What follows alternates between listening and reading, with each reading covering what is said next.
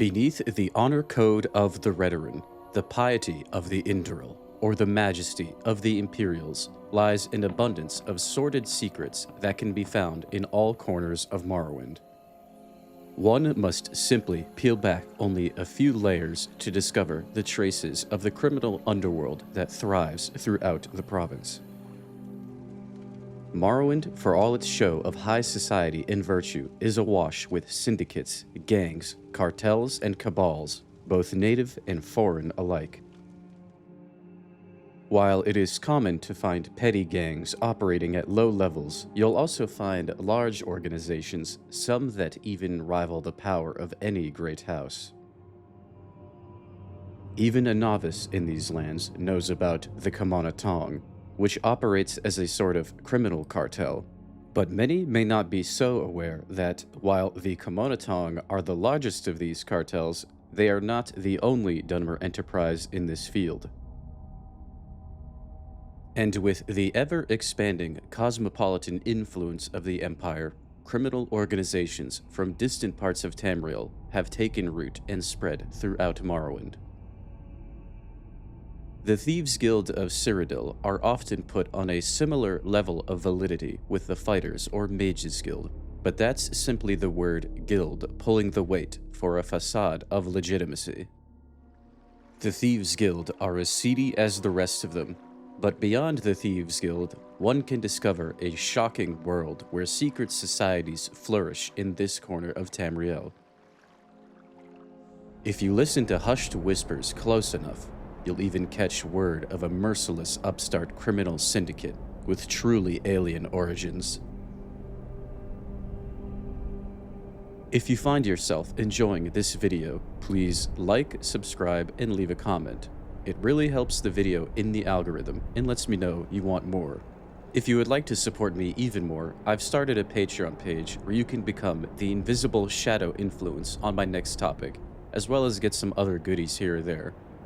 I'll also ask that if you haven't already, please check out Tamriel Rebuilt and Project Tamriel. They've done excellent work in expanding the lore and world building of the Elder Scrolls, and a good chunk of my videos draw from their wonderful content.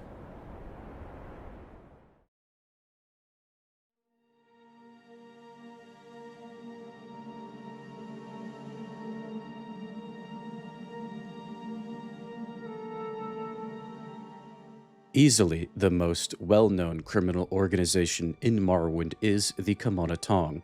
Their agents practically operate in the open with seemingly no one to answer to. The reality, of course, is complicated. While Outlanders would certainly view the Camonna Tong as criminals, the perspective of the native Dunmer is a little more nuanced. Let's talk about the actual word Tong for a minute. Most people have a negative connotation of this word because it's attached to unsavory groups like the Camonna Tong or Morag Tong. These groups are criminals and assassins respectively, so it's easy to see why the word Tong might prick your ears up a bit when spoken. However, the word Tong is more like the Dunmer word for guild. There are other Tongs beyond the ones I've mentioned. There's a beggar's tong in the Narcissus sewers that often collaborates with the temple to look after the city's downtrodden and destitute. There's even the Syvvit tong of Vul, which is sort of a collection of merchants with shared economic interests. The point being, though, is that the Camonna Tong is viewed by the Dunmer as one might view a potter or fisherman's guild. Except this guild just so happens to traffic drugs, abduct, rob, and kill people. The Camonna Tong has an idealistic origin: to suppress the encroachment of foreign influences and protect Dunmer tradition and culture. However, the Camonna would not resort to open warfare like the noble houses tried and failed to do. Instead, they would hide in the shadows and use soft power to stifle Outlanders. Originally, these forms of soft power would be along the lines of giving contracts to Dunmer over Outlanders or ripping off foreigners in mercantile affairs. But over time, these practices escalated into blatant criminal dealings. The Camonna Tong engage in a wide variety of illicit activity, including, but not limited to, kidnapping, assault, robbery, fraud, murder, drug trafficking, really any kind of sinister act you can think of. Supporters of the Camonna Tong will argue the ends justify the means, and the profit from the racketeering is going to the good cause of defeating the Outlander and restoring Morrowind's independence. To be fair, there are certainly groups who have done this in the past. However, the Camonna no longer solely prey on the foreign, and have not solely preyed on them for a long time. The native Dunmer of Morrowind can be as much of a victim as the Camonna as any Outlander. The Tribunal Temple in particular are outspoken crusaders against the Camonna Tong, and many an acolyte make it their life's work to undo the damage done by these criminals. Perhaps the biggest reason paupers end up in various temple hostels throughout Morrowind is a result of the Camonna Tong's trafficking and production of skooma. Skooma is a highly addictive narcotic that is made from refined moon sugar from elsewhere. The Camonna Tong traffic both the raw ingredient and the finished product, distributing it to client dealers or directly to the public. While mostly in the business of trafficking and distribution, it is not uncommon for the Camonna Tong to set up dens to brew the drug themselves. The long-term effects of skooma devastate the body and mind, leaving the user a shell of their former selves, incapable of becoming a normal member of society. While overuse of pure skooma can lead to fatalities, the bigger issue is when it's refined using fouled or poor ingredients. Consumption of a maladroit batch of skooma can lead to a sudden and painful death. There is something indignant, however, about how the Camonna Tong perceive their own participation in the skooma trade. They have a sort of, if we don't do it, someone else will, so it may as well be us mentality. While this could be true for some, in my opinion, this is the kind of mindset an unvirtuous person has about doing bad things. Yes, maybe the added profit from the skooma trade can make you more able to combat imperial influence. But at what cost? You've traded away the vril of your own people you claim to champion for a quick drake. Did you want something? Do you want something from me? Sorry, I'm getting on my slowed soapbox a bit. But it would seem a lot of the Dunmer nobles share my sentiment and consider the Camonna a scourge on their people. I'll be putting on my best poker face for my next inquiries. Yes, I'm back at the casino in Narcissus, but my poker face is not for cards. I'm going to try talking to the Camonna Tong face to face, and they'd certainly be more forthwith with information if I act diplomatically. Ah, the Fortuna. It's good to be back. I would have been back sooner, but I had a bit of a temporary ban after a Sujamma-related incident. Let's just say one of the Cassell brothers will never play the lute again. Walking the floors, you'll notice a number of black-clad dark elves watching over the tables. They are Camonna Tong pit bosses. The Fortuna was designed to extract wealth from Outlanders. Most of the patrons are foreigners from other parts of the Empire. They're a long way from the Abbaset. Despite many a temple devout denouncing the establishment as corrupting and immoral, the Fortuna stands as one of Narcissus's most prominent attractions, with protection from Hlalu nobility. While the front of the house is legitimate, it's really what gets planned behind closed doors here, where serious criminal dealings of the Camonna can be made. Many of the Camonna Tong's bosses spend time here for business and leisure as they think up their next scheme. Just next door to the Fortuna is Brever Heights, one of the two residential high-rises in Narcissus. Brever Heights is the main base of the Camonna Tong in Narcissus. You'll find that the Camonna operates out of many otherwise legitimate establishments. Normally these are small clubs and taverns, but the boldness needed to control an entire residential tower should give you an idea of their power. I tried seeing if I could get an audience with Mervis Slarel, the Camonna boss of Narcissus, but I don't think the two toughs outside his door would let an N1 like me through anyway. I'll have to try making inroads with someone lower on the pecking order if I'm to make any progress here. Near Brever Heights, right here in the St. Veloth quarter, is the Council Club. It's a Camonna Tong safe house. Outlanders aren't really supposed to show their faces here. However, I have heard that the Camonna will on rare occasions give menial tasks to non-natives, and it might be a way to ingratiate myself with them in a hopefully benign way. I'll just ask around if anyone has any odd jobs they need doing. It seems I've lucked out. There is someone with a job for me here. I'm to report to one Tirani Adiris in the Fortuna to conduct some sort of scheme. Oh. It seems I've become a victim of a ruse. Well, I really would like to get a more inside view of how the Camonna Tong operates, but they really don't want anything to do with Outlanders. I'm afraid the best I can do right now is tell you as I see it from the outside. Oh great, is your friend coming to laugh at me too? Yes?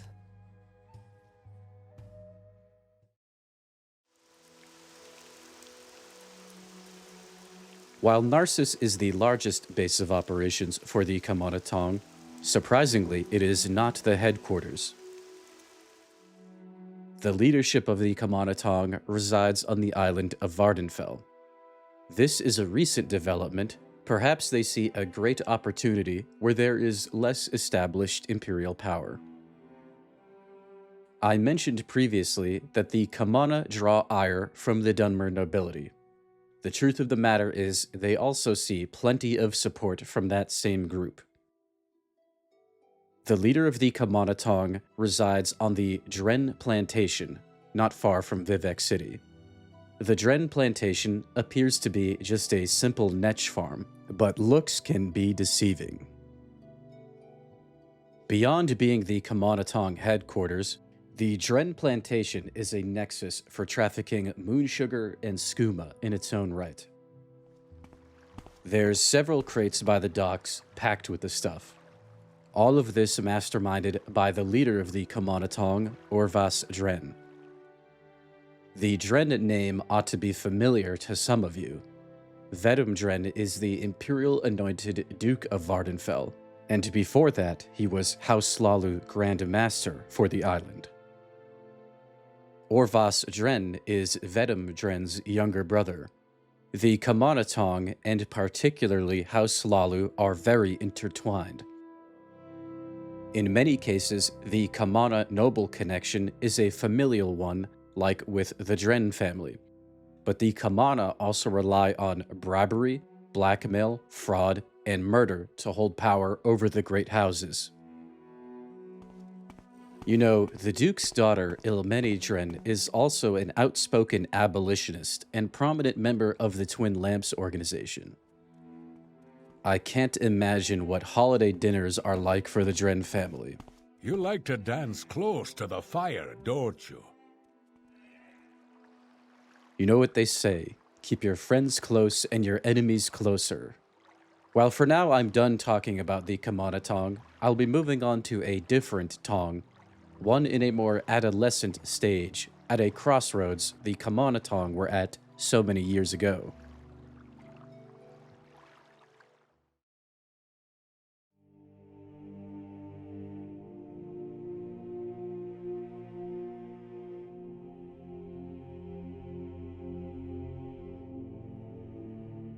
A ways south of Old Ebonheart, on the periphery of Indoril territory, is the town of Vul.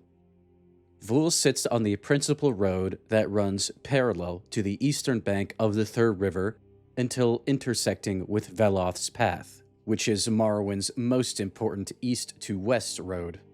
As a result, the town sees quite a bit of traffic from native and outlander alike. Vul has quite the unique economy, as it is mostly centered around the production of one product made from the bile of a peculiar animal called a velk, which is often kept as livestock for this purpose. Velk feed on flower nectar from their elongated tongues for nourishment. The nectar is then extracted from glands called velk sacs and brewed into punavit.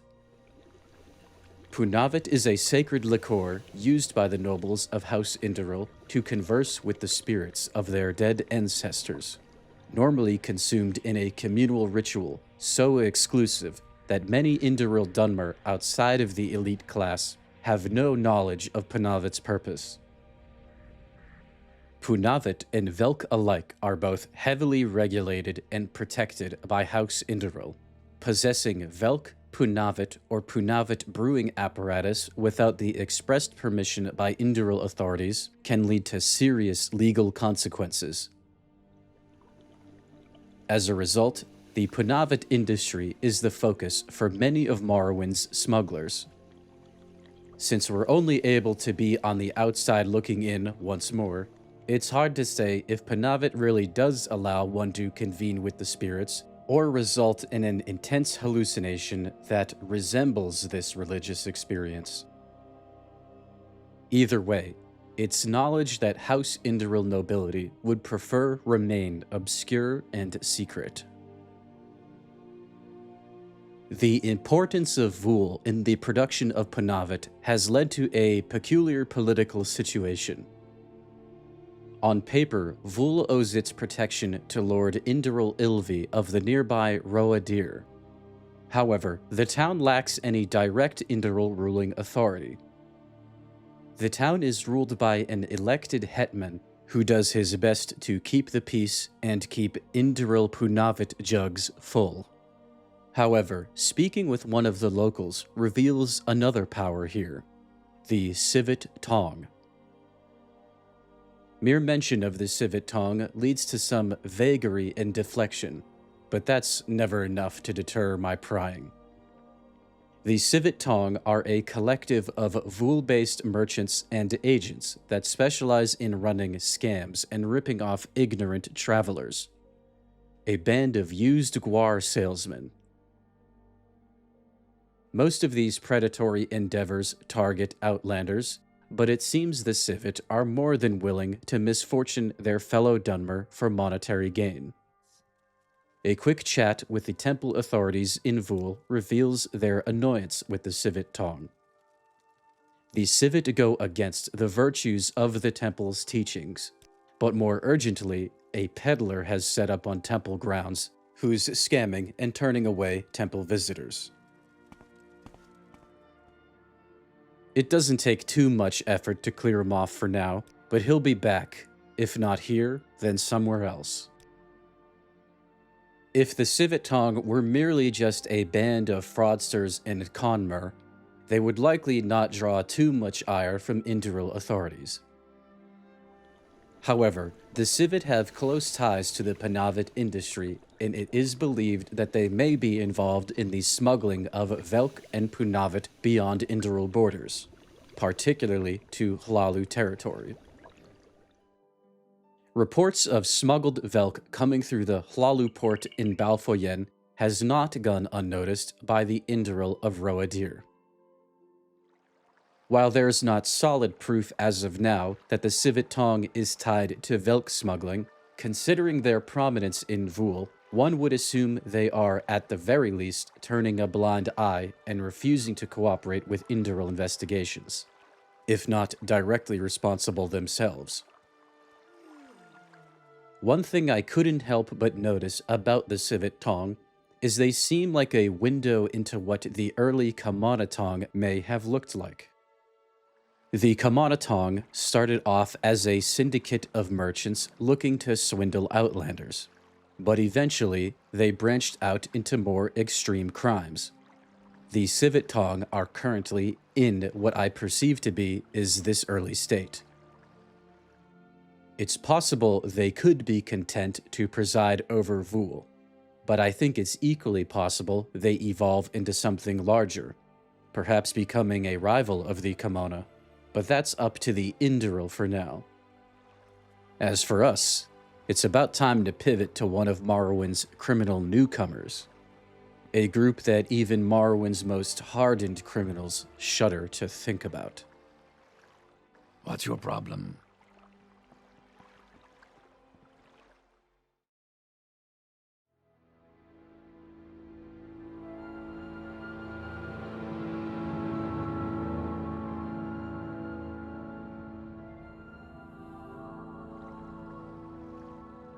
At the northern entrance to Lake Coronati lies one of Central Morrowind's most run-down and unfortunate settlements.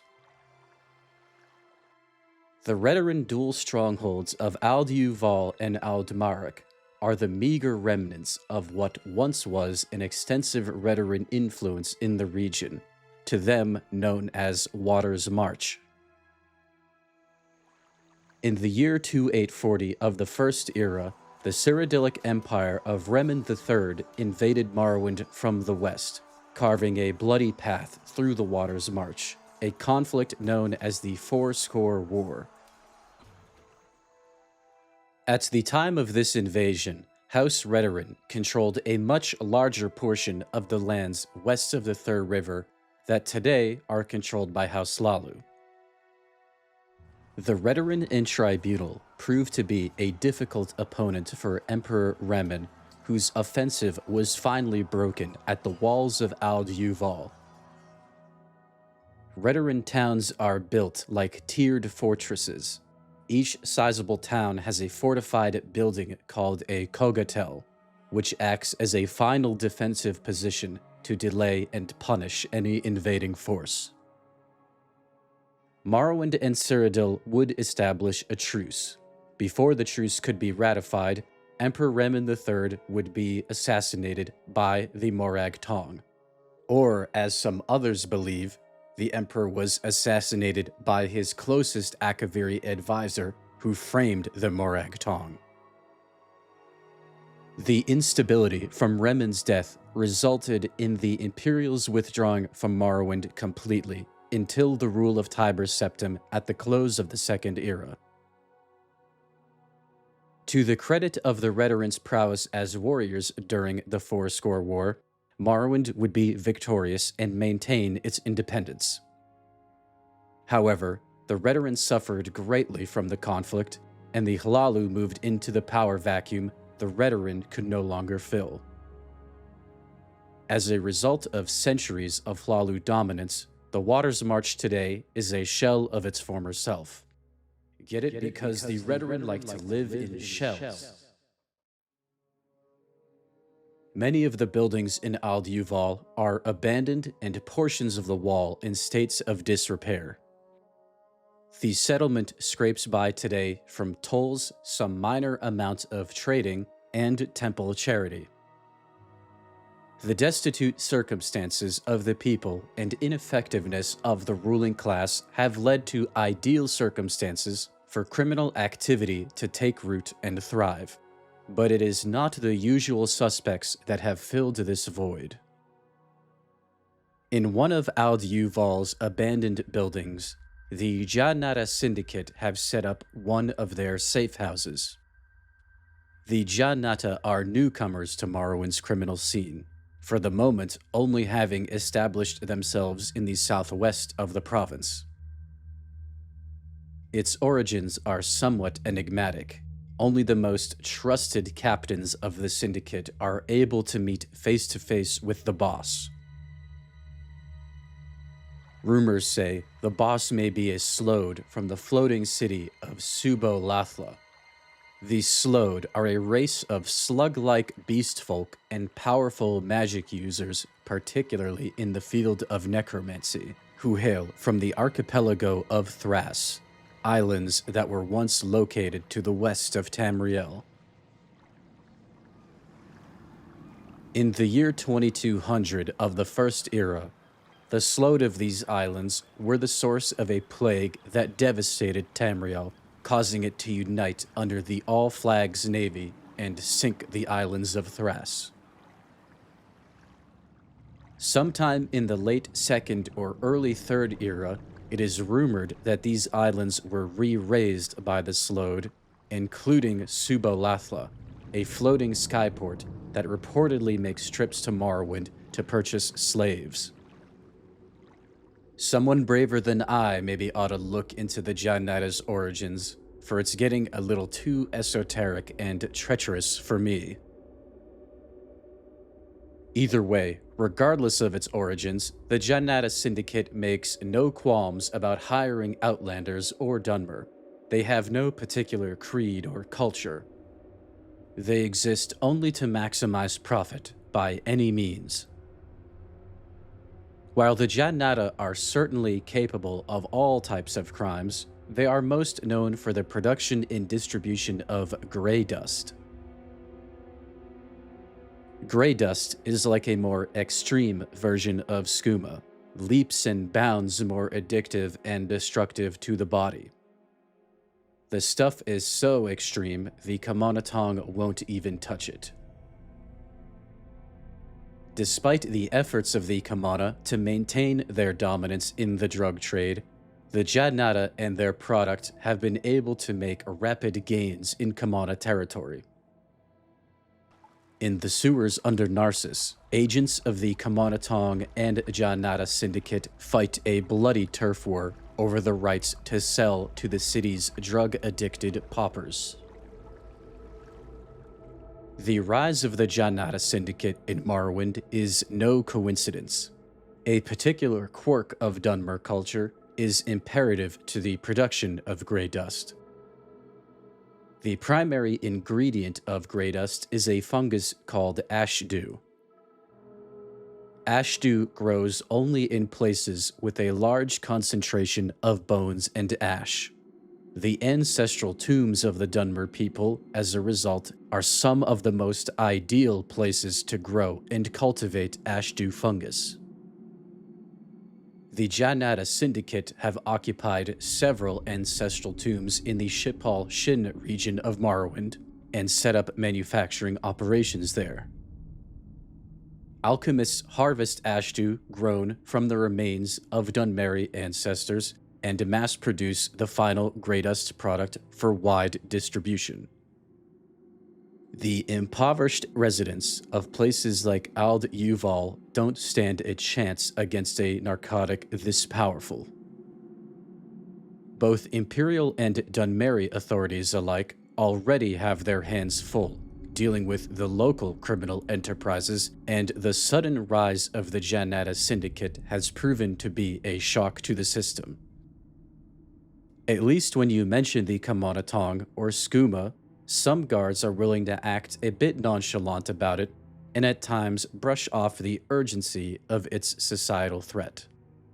But mention the Ja-Natta Syndicate, and they'll turn stone-faced and urge you to contact the authorities immediately if you come across one of their agents or grey dust. Even the skooma addicts are scared of what grey dust can do to you. There's just something elevated about the Ja-Natta that has people scared stiff. I'll acknowledge the fear and respect they command at the mere mention of their name, and move on with my inquest into organized criminality elsewhere.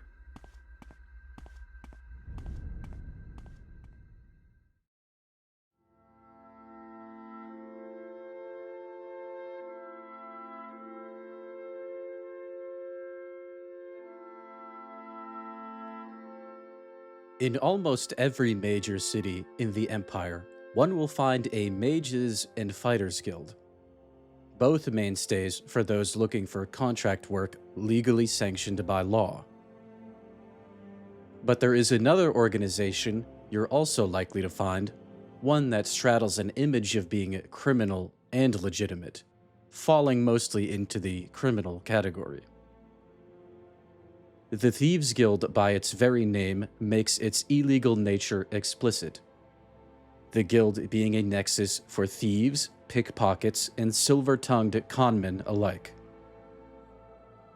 While one might think this would put them at odds with the law, and to a degree it does, many authorities consider the Thieves Guild to be a sort of necessary evil.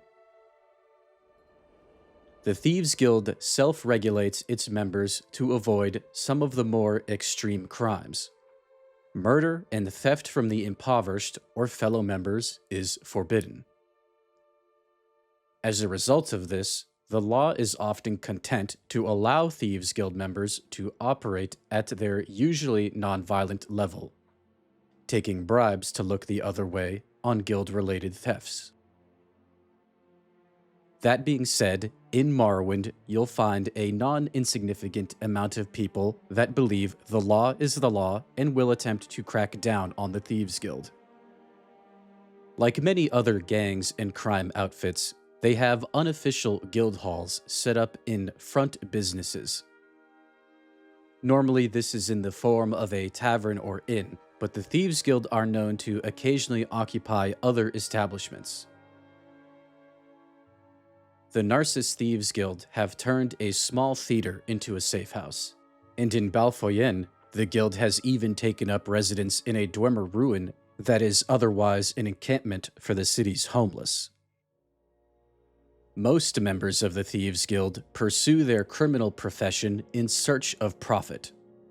However, it is quite common for guild members to commit larceny for the pure love of the game. Sometimes the guild will pull off a high-profile heist just to embarrass a noble or prove their prowess to their peers. After all, guild influence on the authorities is so great they are able to pay off bounties for members at a greatly reduced price. If you get caught on a job, there's no need to worry about the consequences too much. The guild will pull some strings and get you out for a pittance. By and large, on the mainland, this is how you can expect the Thieves Guild experience to play out. However, on Vvardenfell, the guild's strategic situation is much more extreme. For the most part, the other Imperial guilds stay out of the Thieves Guild's way. This is not really the case in Vvardenfell. The Fighters Guild on the island have an alliance with the Camonna Tong and are actively attempting to destroy the local Thieves Guild chapter. This war has turned quite bloody, with the Thieves Guild having to take a more nuanced approach to their no-killing policy. Technically, you're just not supposed to kill in the process of thieving. If you mean to kill as your primary goal, then I suppose you didn't really break any guild rules. The situation on Vvardenfell has caused many of the island's chapters to button up and play defense. Almost every guild hall has made the security of their grounds a top concern. The Thieves Guild of Alderun has even sent agents out to scour Dwemer ruins for scrap and parts that can be used to build their own Dwemer automatons as protection. Despite the ever-intensifying street war the Thieves Guild finds themselves in, the chapter in Vivec is making strides to take on a more righteous persona. Gentleman Jim Stacy is a renowned master thief of the Vivec Thieves Guild. He's become infatuated with the legend of the Bal Molagmer. I'm not sure if its name is a tribute to or a dig at Molag Bal. Unfortunately, you can't ask them anymore, as they disappeared at some point early in the Third Era. However, their legend lives on, and Jim Stacy seeks to model his guild chapter on said legend. The Bal Molagmer were known to be virtuous thieves that stole from the rich and gave to the poor. What remains unanswered is if emulating the Bal Malagmer is a PR stunt to ingratiate the guild with the Dunmer populace, or a legitimate belief in a prophecy that this vanished group will one day return if enough acts of equalizing theft are performed in their name. One would hope that Gentleman Jim is not too hyper-focused on historical legends when he's got a gang war to deal with. The Thieves Guild under normal circumstances may not be killers, but they do know how to fight when they have to. Morrowind is certainly not short of criminal killers, as we'll soon find out, as I make a shocking discovery.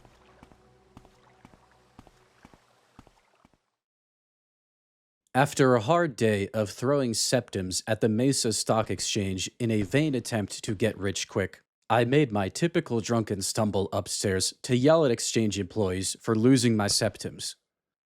When I tried to lean on what I thought was a wall for stability, I accidentally entered a room hidden behind a tapestry. A sort of club hidden right inside the Mesa Exchange. Oddly enough, the patrons looked more pleased to see me than angry, which is not the typical reaction I get when in a Sujamma-fueled fugue state. The bartender pronounces I shall be known as Number 35, and only refer to other members of the club by their numbers while in this room. Before I continue, I must briefly bring up the Morag Tong. The Morag Tong are a Dunmer guild of assassins that have open invisible guild halls all over Morrowind. The Morag Tong are actually a completely legal institution and is viewed as one of the reasons why Morrowind inter-house conflicts are rare. Instead of nobles going to battle resulting in a great many deaths, they hire the Morag Tong to only kill their specific individual enemies. An assassin could kill their quarry in broad daylight in front of an ordinator, but would be immediately released upon presentation of a valid writ of execution. It seems here in the Mesa Exchange I stumbled into a sort of imperial version of the Morag Tong. And when I say imperial, I don't necessarily mean it's a widespread open phenomenon originating in Cyrodiil, but imperial as in something I think was likely founded by the foreign elite from Cyrodiil in Narcissus. This secret society, called the Numbers Club, are, by their own declaration, not a group of murderers, but a group of gamblers. You make a bet that someone will live to a certain day, and that's a bet you never win by design. I think you see what I'm getting at, but I'll spell it out just in case. The Numbers Club is a secret society where the elite of Narcissus pay to assassinate a target of their choosing, but using semantics and vocabulary to masquerade this service as innocent gambling. Hey, how much an Enwa gotta pay to kill the fruity dark elf on the trading floor? I mean, I bet the fruity dark elf on the trading floor will live to see next Fredas.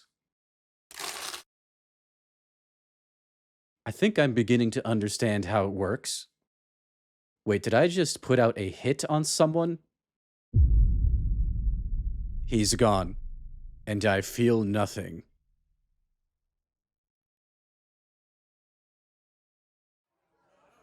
The weight of guilt has overtaken me, so I'll have to leave it there. I should have known from the start that getting mixed up with Morrowind's criminal underworld would put a dent in my iconic childlike innocence. Oh, the bartender just slipped me a note for some reason. Oh no. Cut off again. Thank you for making it this far in the video. This is the part where I do a little e-begging. If you enjoyed the video, please consider liking, subscribing, and leaving a comment. And if you're willing and able, consider making a contribution on Patreon. Patreon members will have the opportunity to influence future video topics and get access to any bonus or cut content I put out. Thank you very much, and I'll see you in the next one.